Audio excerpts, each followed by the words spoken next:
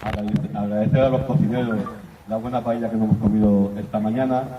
Y yo quería decir que cuando se habló de hacer la presentación de nuestra bandera en la región de Murcia, sabéis que la nueva dirección entramos hace un par de meses, y es verdad que nos lleva insistiendo, y Paco lo sabe, Eloia, con presentar nuestra bandera pues aquí ya bastantes meses, ¿no? Dijimos que íbamos a dar un tiempo un poquito a reorganizar el partido, a que fuese el Congreso, y cuando estuvimos hablando los compañeros del Comité Central nuevo, del PCRM, pues comentamos que sería genial, sobre todo por el reconocimiento al buen trabajo que han hecho los camaradas de Águila. Yo sé que está costando mucho, pero que Pepe, a esta persona que le hemos hecho el homenaje hoy, estaría muy orgulloso del trabajo que se está haciendo en Águila, y estoy convencido que Águila en poco tiempo va a ser una de las agrupaciones pioneras en esta región. Ya lo soy porque de hecho soy de las agrupaciones que mantenéis una actividad cotidiana, con un trabajo de publicaciones en redes sociales, con notas de prensa. De hecho, pues como habéis visto, habéis salido en todos lados, habéis mandado un comunicado. Me gustaría que así fueran todas las agrupaciones. Creo que poco a poco vamos a conseguir que los compañeros vayan desarrollando actividad propia en todas y cada una de las agrupaciones. Como sabéis, hoy presentamos nuestra bandera, que habla sobre los 100 años de la Revolución, y el título de nuestra bandera, que es este, llamado, os recomiendo que lo compréis, es de la Revolución al debate del comunismo, ¿vale? Como sabéis, para los comunistas, la revolución, y no solo para los comunistas, para las personas que pensábamos en un mundo más justo, en una sociedad igualitaria, pues esta revolución supuso el demostrarnos en la praxis que la clase obrera se podría emancipar. Pero no solo eso, se consiguieron derechos sociales, se consiguieron derechos culturales, se consiguieron derechos de la mujer. Por lo tanto, hay que seguir trabajando para que se den las condiciones objetivas para seguir trabajando en procesos revolucionarios. Y yo os animo a todos y a todas a seguir trabajando en ese sentido. Porque como ha comentado el compañero de Castilla-La Mancha, no lo mismo, está allí, creo que debemos seguir trabajando con dignidad por conseguir acabar con el capitalismo y acabar con este modelo injusto. Y bueno, pues yo quiero decir que tengo que agradecer un montón que tengamos aquí hoy al compañero Paco Figueroa, que es secretario del Mundo del Trabajo, y lo sé porque Gloria me decía, quedan 5 días y no tengo una persona para poder venir a Murcia. Y yo sé que Paco, nada más que le llegó la noticia, pues dijo, a Murcia contad conmigo que ahí estamos. Y de hecho, pues ya algunos lo sabréis, ha estado en la fiesta del partido, ha estado en varios actos, y es una persona muy cercana a la agrupación. Por lo tanto, quería agradecer a Paco el esfuerzo que ha hecho esta mañana de irse de Sevilla a Murcia para estar aquí, y sobre todo a Ana, que es la que tiene que sufrir de estar conduciendo horas y horas. Y pues nada, compañeros, muchas gracias. Yo dejo con Paco Figueroa, que como he dicho es el secretario federal del Mundo del Trabajo. En la nueva dirección creo que va a seguir trabajando con el equipo que lleve esta secretaría, y muchas gracias, compañeros.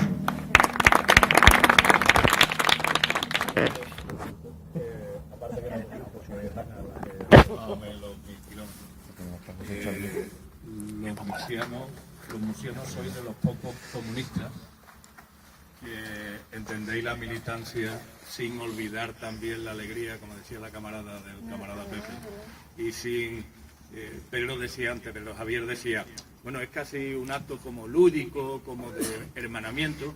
No, sencillamente que ustedes lo lleváis con ese convencimiento de que el hermanamiento, la camaradería, el trabajo, está todo unido, y efectivamente sabéis hacer los actos y sabéis disfrutarlos. Yo sabía que venía a comer bien, no sabía, pero sabía que venía a comer bien, como ha sido siempre en Murcia. Por lo tanto, para mí es un auténtico honor. Mira, fijaros, antes de lo que os quería contaros, escuchando a Pedro Javier antes hablar de Pepe, una reflexión que creo que nos hemos hecho todas y todos, ¿no? Y es que nosotros hemos puesto los muertos, hemos puesto los sacrificados, hemos puesto los despedidos y las despedidas, hemos puesto la ilusión, la modernidad. Pocos partidos hay tan modernos como el Partido Comunista. Y sin embargo, es como si alguien llegara y con un esnovismo genial o consiguiera mucho más apoyo de ese pueblo que nosotros siempre hemos anhelado compartir con ellos la liberación y la emancipación. Y es verdad que eso te puede dejar un sabor agridulce, ¿no? Pues no es posible, ¿no? Claro, lógicamente cuando le ve la edad a Pedro, de todos los camaradas, casi todos, ¿no? Algunos estamos un poco ya menos jóvenes, mayores no estamos ninguno, que habéis intervenido, pues efectivamente es cierto que yo no esperaba que en el siglo XXI estuviéramos así, sino que estuviéramos realmente más emancipados y hubiéramos derrotado al capitalismo, y no parece que eso de momento tenga, por lo menos no está cercano del todo. Yo creí que iba a estar más cercano, pero es cierto que tampoco el capitalismo nos ha derrotado. Y por lo tanto, algo que Pedro me lo hacía ver, ¿no? Con sus intervenciones, los camaradas que había intervenido.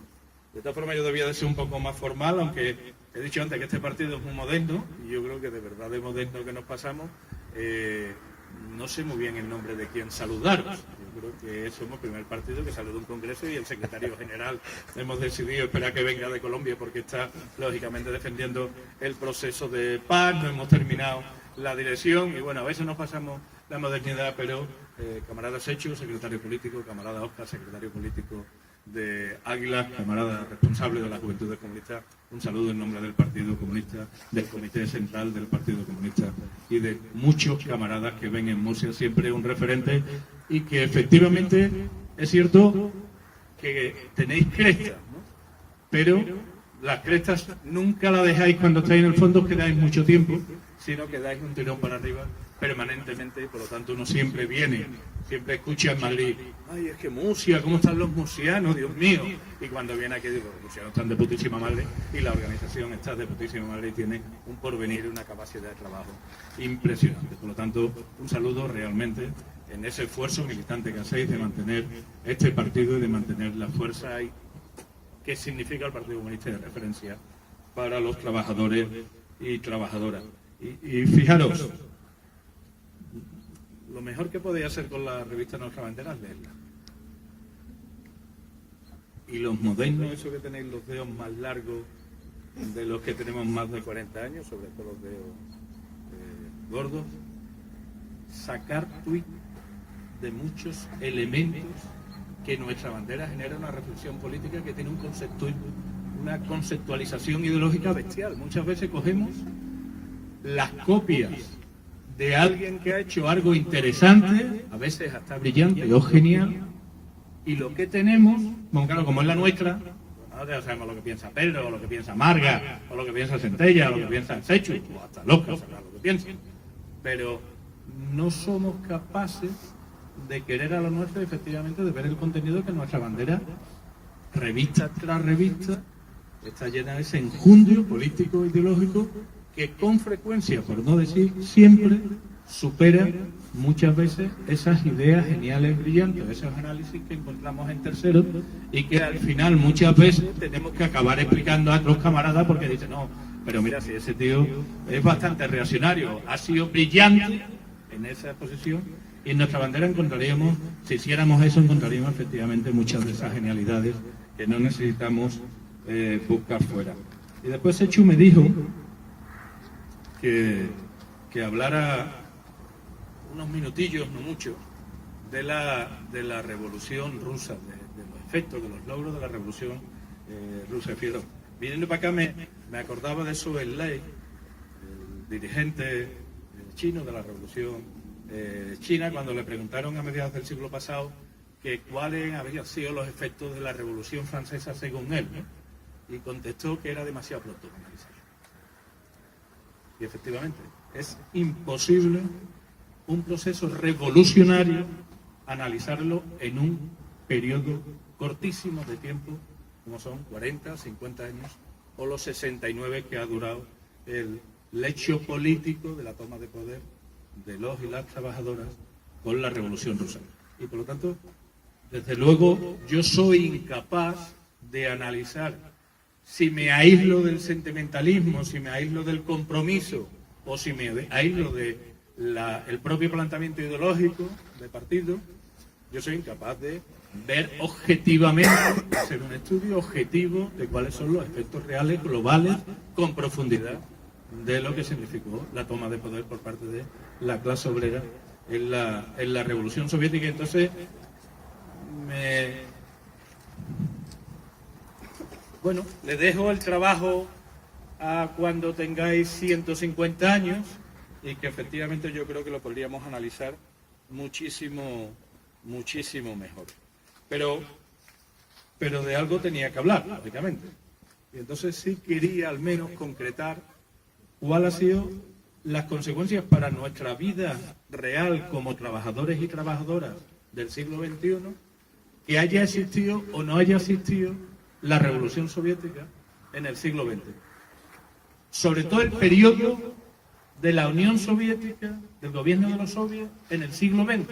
Porque es fácil, o es relativamente fácil, analizar cómo ha ido la evolución o el reajuste de la legislación liberal capitalista cuando existía la Unión Soviética y a partir de los decenios de los 80, no ya en el 89 con la caída del muro, sino a partir del decenio de los 80 que había una, digamos, decadencia del planteamiento del poder en la Unión Soviética, de los trabajadores y trabajadoras, cómo ha ido variando. Y fijaros, el siglo XX se entiende a todos los efectos que ha sido, o al menos hasta los años 80, ha sido el siglo de los trabajadores. Nunca ha habido tanto cambio, tanta revolución obrera, tanto planteamiento, nunca en tan corto periodo de tiempo como han sido 70 años. Nunca lo había tanto. A partir del año 80, efectivamente, da la sensación que el siglo de los trabajadores va cayendo en una lánguida, si no una lánguida desaparición, sí un planteamiento de que no hemos sido capaces de derrotar al capitalismo, ¿no? Es cierto que los teóricos del capitalismo, como el Fukuyama o el McCloy, cuando cayó el muro de Berlín, dijo, bueno, se acabó la historia, nadie ha derrotado al capitalismo y por lo tanto a partir de hoy el hombre será libre, será magnífico y esto será, bueno, no el paraíso ni muchísimo menos, pero será una cosa impresionante, claro. El hombre lleva como 5 años pidiendo perdón, uno en su tumba, pidiendo perdón de aquel error analítico de lo que significaba, porque efectivamente el capitalismo lo único que ha hecho ha sido liberarse. Y fijaros, yo los logros de la Unión Soviética, me he dado un repasillo y bueno, podía alinearlo sencillamente porque fue un país, una revolución que fue capaz, no te preocupes, ahora hago como la Lutier y voy cambiando los nombres. Fue incapaz fue capaz del país más atrasado que había en todo el mundo prácticamente, convertirlo en una potencia industrial y militar de primer orden, fue capaz de acabar con el analfabetismo. Si os repasáis históricamente, ya se había hecho hace muchísimo tiempo la Revolución Francesa, ya se habían hecho las revoluciones liberales durante el romanticismo en el siglo XIX, y sin embargo el analfabetismo todavía existía, sobre todo entre la población, entre la mujer, existía una barbaridad, y fue la Revolución Rusa la que prácticamente acaba con el analfabetismo y obliga a los países, inclusive de ideología liberal, a acabar con el analfabetismo. Fue capaz tecnológicamente de la amenaza chantajista que planteaba Estados Unidos con las armas nucleares, que ahora se ve así como, bueno, casi todo el mundo tiene una bomba nuclear, o por lo menos el mundo que interesa es controlado. Estados Unidos objetivamente llegaba a conquistar los países solamente con la amenaza nuclear. Y la Revolución Rusa fue capaz de generar un elemento tecnológico suficiente como para romper ese chantaje que los Estados Unidos estaban haciendo al conjunto del mundo, sobre todo después de la caída del imperialismo inglés. Y fue capaz, y ahora parece una tontería, bueno, escuchamos en las canciones de Mecano lo de la perrita laica y ese tipo de cosas, fue capaz de generar una tecnología suficiente como para poner el primer satélite en el espacio, ¿no? Eso con el pueblo gobernando un país, gobernando una federación de países. Con esto podríamos decir, pues hemos merecido la pena la Revolución Rusa, porque si no se hubiera dado, sería una cosa, bueno, estaríamos bastante más atrás. A ello no se hubiera obligado a los países del entorno a hacerlo. Pero claro, eso queda como demasiado atrás. Hombre, un satélite, macho, con lo que tengo 357.000, no sé cuánto tienen los chinos ya, es el país con más satélites artificiales en el espacio, pero ahora que hay satélites, pues bueno, pone uno, pues bueno, parecía ya, los yanquis lo iban a hacer a los 5 años, no pasaba nada, había que esperarlo. Pero si no hubiera sido por esa tecnología, efectivamente el mundo hubiera desarrollado de otra forma, a lo mejor igual, pero más lento. Pero yo, que como sabéis algunos soy sindicalista, pues efectivamente lo que quería era un poco dejaros algo concreto de qué es lo que ha significado para los trabajadores y trabajadoras que hubiera habido revolución rusa, inclusive que lo que ha significado que se hundiera o que se quitara el poder de los trabajadores y trabajadoras en los años 80. Es cierto que fue la primera y única revolución que dio como resultado que las masas gobernaran y transformaran la historia, la única, el único momento. La política, la historia, la hacen o la hacemos los especialistas. Pedro decía que era historiador y él lo sabrá y efectivamente nos lo podrá demostrar. Pero es la primera vez durante un periodo de tiempo importante, más de 60 años, donde son las masas las que intervienen, quizá algo menos de 60 años después, pero intervienen directamente en la transformación de la historia. Y que si hiciera la Revolución Rusa, significa que hoy tenemos una serie de legislaciones, los trabajadores y trabajadoras, que si no fueran así, no se hubiera dado, o sencillamente no tendríamos esa legislación. Fijaros, el planteamiento de la asistencia a la Revolución Rusa obligó a cambiar toda la estrategia del capitalismo y de las políticas que lo diseñaban. En 1919 crea la Organización Internacional del Trabajo. Eso que ahora, bueno, pues suena de vez en cuando y que efectivamente las resoluciones que sacan casi todos son en favor de los trabajadores y trabajadoras, o por lo menos contra un capitalismo desalmado al respecto. Eso significó sencilla y llanamente que el derecho del trabajador fuera un derecho de planteamiento universal. Es decir, aquí se había pasado del esclavo en los principios de la historia al siervo en el medievo, es decir, antes de la Revolución Rusa, el trabajador en Rusia todavía estaba planteado como siervo. Es verdad que en otros países de alrededor no, a un trabajador con derechos, trabajadora con derechos, después de la creación de la Organización Internacional del Trabajo. Los menos jóvenes, algunos intelectuales,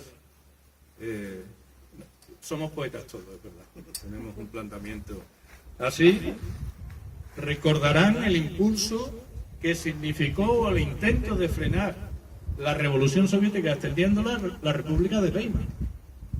Entre la Revolución Mexicana y la República Alemana de Weimar, que efectivamente nace como un intento de que el comunismo no alcanzara todos los elementos, había una carrera en el mundo de revoluciones, en España del 17 al 19, el binomio bolcheviquismo, en México se repetían y otra vez, la revolución del 19 de Alemania, había todo ese momento y había que frenarlo.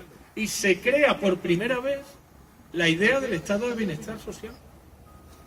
Eso que ahora lo utilizamos mucho en nuestros discursos, bueno, en el año 1919 era impensable para los trabajadores y trabajadoras, bueno, para los trabajadores ni hablamos, impensable si eso no se hubiera dado en la Unión Soviética. El efecto del derecho soviético sobre nuestro derecho actual, fíjate, ahora que sabéis que los jueces trabajan y que todos entendemos de cómo se llevan los dineros, del 2%, del 3% de los ERES, bueno, en Andalucía de los ERES no sabemos nada, pero que de los ERES y del 3% de eso, y decimos la jueza tal o el juez tal ha terminado el periodo de instrucción. Yo se lo escucho mucho a que es jurista. Bueno, pues la variación jurídica en el mundo, que no todos los países liberales y capitalistas tienen, de darle más poder al juez para que tenga capacidad de intervención en la exclusión del proceso tiene que ver con la implantación en el derecho soviético de que no había que buscar una justicia de la contradicción. Es decir, no era el perro diciendo una cosa que había demandado a Sechuk diciendo otra. Bueno, normalmente eso lo hacemos los comunistas y no nos demandamos. Pero que el perro diciendo una cosa y Sechuk diciendo otra y un juez imparcial que iba a excluir o iba a determinar una juez. Ese era el derecho antiguo. Sino que son los soviéticos los que dicen, no, lo importante del juez es que intente saber la verdad real, formal, no la verdad de equilibrio en base a lo que me aporta dos elementos contradictorios. Eso también se lo debemos al Estado de Derecho que había ido planteando. Fueron capaces de establecer elementos de salario mínimo, de la protección del derecho al trabajo. Fijaros, habéis escuchado muchas veces eso de el Esquirol /A, el Esquirol cuando estamos haciendo una huelga, de decir, no, hombre, el derecho de huelga es lo mismo que el que no quiere hacer la huelga y el derecho al trabajo. Es una mierda, ¿vale? El derecho de huelga es un derecho fundamental y el derecho al trabajo es que tenga un trabajo. Pero es precisamente la Revolución Soviética, el derecho que implanta los soviets, el que plantea que el derecho al trabajo es elemento a proteger como derecho para realizar movilizaciones frente al capitalismo. Fijaros, la Iglesia, hasta el año 1919, estaba absolutamente en contra de cualquier visión social del trabajador que fuera en contra de la propiedad privada de los dueños. Después empezaron a sacar encíclicas y en algunas ocasiones hay inclusive camaradas en movimientos cristianos. Eso significa en concreto para los trabajadores y trabajadoras que se haya dado o no la Revolución Soviética. Y fijaros, y termino, lo tenía por ahí apuntado, pero bueno, ¿qué influencia ha tenido también sobre el derecho a la igualdad y sobre la lucha por la emancipación de la mujer en la Unión Soviética?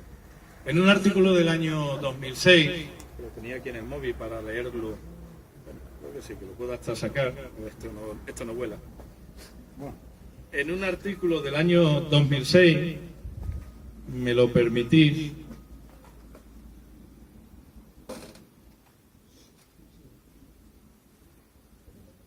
decía lo siguiente.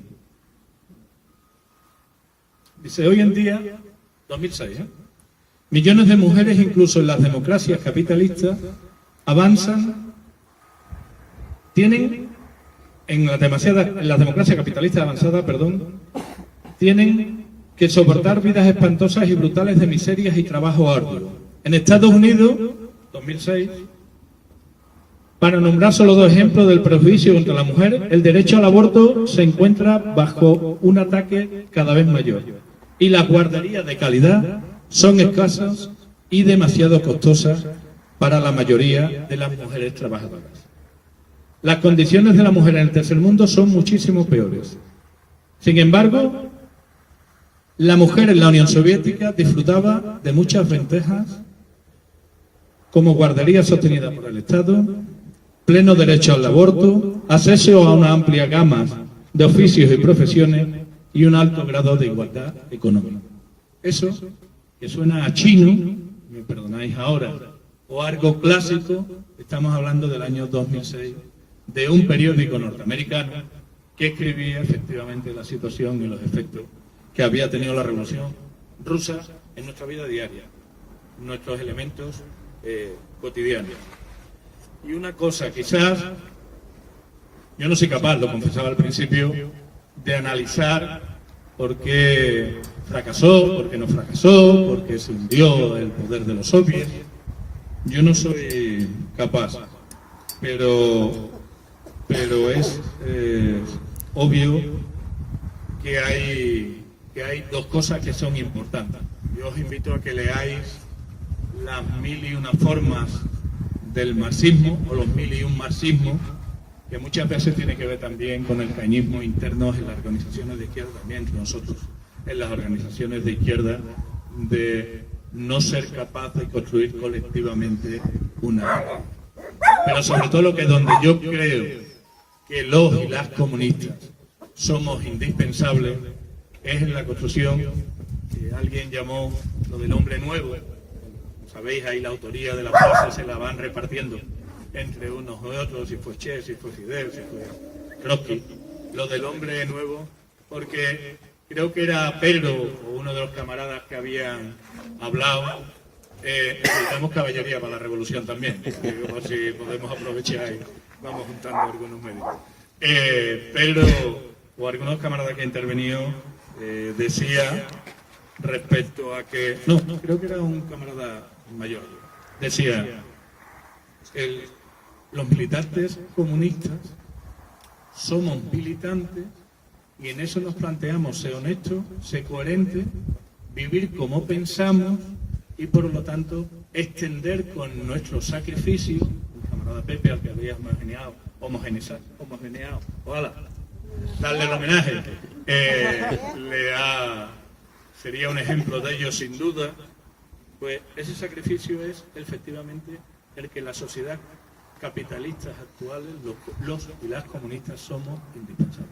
Somos de verdad ese hombre y esa mujer nueva que teorizábamos y que después no fuimos capaces de globalizar, pero durante un tiempo, y nosotros seguimos reivindicándolo, se hizo una revolución planteando que las libertades, la ilusión y la esperanza por la libertad colectiva rompía esa estrategia del capitalismo, de la ambición y la acaparación que efectivamente nos planteamos. Y en eso, perdonar la arrogancia, la chulería comunista, en eso somos indispensables. Así que camaradas de Águila, gracias por mantener la fuerza, la esperanza de ese hombre y mujer nuevo, de luchar por lo colectivo, luchar por lo justo frente a la acaparación y la ambición. Camarada Sechu, camarada de Murcia, esto tiene por venir, goza de buena salud, cuida a los cocineros, viva el Partido Comunista de Águila, viva el Partido Comunista de Murcia, viva el Partido Comunista.